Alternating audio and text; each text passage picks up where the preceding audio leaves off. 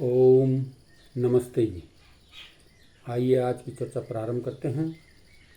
स्वस्ति वाचन का 17वां मंत्र।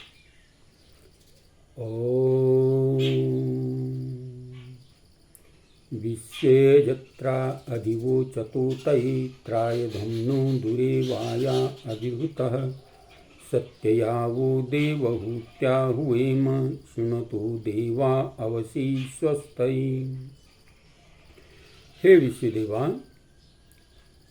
विश्व यजत्रा पूजनीय विद्वानों, ऊतये रक्षा के अधिवोचतया आप उपदेश किया करें और अभिर्हुतः चारों ओर नाश करने वाली कुटिल चाल से दुरेवायः दुर्गति से न त्रयध्म हमारी रक्षा करें।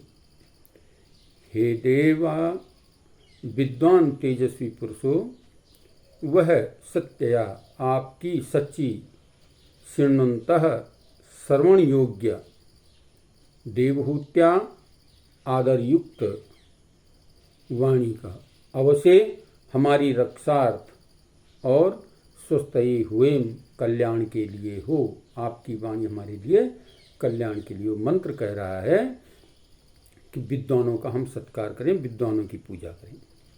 और कहा, हे पूजनीय विद्वानों, पूजन करने के योग्य, पूजा के योग विद्युत जनों, रक्षा के लिए, हमारी रक्षा के लिए आप अच्छा उपदेश यानी उत्तम उपदेश करें और चारों ओर नाश करने वाली कुटिल भावनाएं जो हैं, कुटिल चाल जो हैं, इनके जो दुर्गति से, कुटिल चाल से हमारी दुर्गति होती है, इससे हमारी रक्षा करें। हे विद्वानों, तेजस्वी पुरुषों,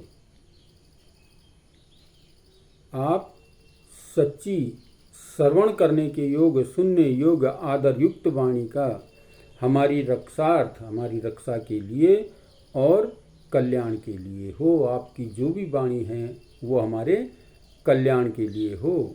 श्रवण करने योग्य, सुनने योग्य जो वाणी है, तो इसमें विद्वानों के सत्कार की चर्चा इसमें की गई है कि जो पूजनीय हैं, विद्वान हैं, जो हमें हर प्रकार से उत्तम उपदेश दे करके हमारी रक्षा करते हैं, हम उनका जो है सत्कार करें, पूजा करें। पूजनीय, और पूजनीय पूजा का अर्थ होता है सत्कार करना, उसके गुणों को अपने जीवन में ढाल करके उनका आदर और सत्कार करना, ये पूजा का तात्पर्य होता है।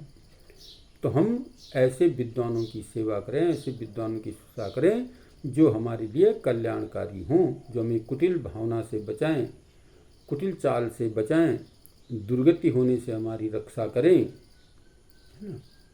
और सुनने योग्य, जो हमारे श्रवण के योग्य है, जो हमारे लिए कल्याणकारी है, ऐसी वाणी का आप निरंतर प्रयोग करते रहें। हमारी रक्षा के लिए, हमारे कल्याण के लिए आप इस प्रकार की वाणी का उपयोग करते रहें, प्रयोग करते रहें, ताकि हम भी आपकी वाणी से प्रेरणा लेकर के अपने जीवन को उन्नतमय बना सकें।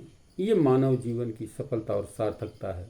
जब हम अच्छे लोगों की संगति में बैठते हैं तो फिर हमारा जीवन का कल्याण हो जाता है, और बुरे लोगों की संगति में बैठते हैं तो बुराई हमारे जीवन में आती चली जाती है, बुराई बढ़ती चली जाती है। इसलिए ये मंत्र हमें निर्देशित कर रहा है कि हम अच्छे विद्वानों की संगति में रहें, उनकी सेवा और सत्कार करके अपने जीवन को सफल बनाने का प्रयास करें। ये मानव जीवन, एक मनुष्य एक ऐसा प्राणी है जो सीख करके आगे बढ़ता है। इसको परमात्मा ने बुद्धि इस प्रकार की दी गई है कि अपनी बुद्धि का चहुमुखी विकास कर सकता है। बाकी सारे प्राणी जितने भी हैं वो सब केवल अपने जीवन के लिए, जितना उनके लिए योग्य है जीने के लिए, उतना ही उनको ज्ञान दे रखा है।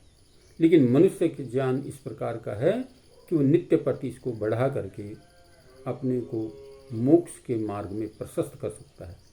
इसलिए मानव जीवन के उद्देश्य को समझते हुए हम अच्छे विद्वानों की संगति में बैठकर, अच्छे लोगों की संगति में बैठ कर के उनसे अपने कल्याणकारी वचनों को सुन करके अपने लिए कल्याण के मार्ग पर जो है हम अपने जीवन को लगा सकें।